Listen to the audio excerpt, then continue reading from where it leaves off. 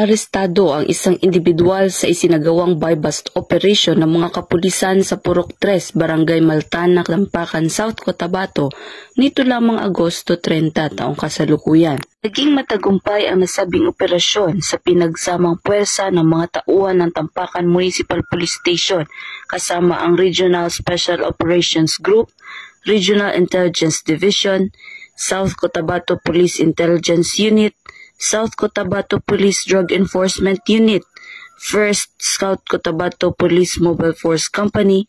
Ang operasyon ay nagresulta sa pagkakahuli sa isang alias Mar, 46 anyos, walang trabaho at residente ng Purok 3, Barangay Maltana, Tampakan, South Cotabato. Kumpiska mula sa sospek ang isang pirasong heat-sealed transparent plastic sachet na pinaghinalaang shabu na tumitimbang ng 0.106 gramo na nagkakahalaga ng 979 pesos at isang 1,000 peso bill bilang buy-bust money.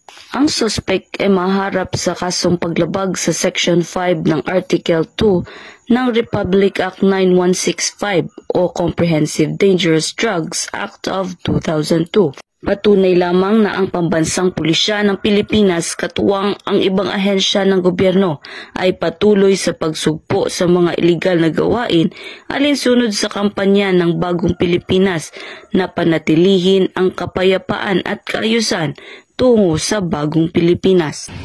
Mula dito sa Police Regional Office 12, General Santos City, ako ang iyong PNN Correspondent, Patrolwoman Emelu Pedroso, alagad ng batas, tagataguyod ng Balitang Pulis.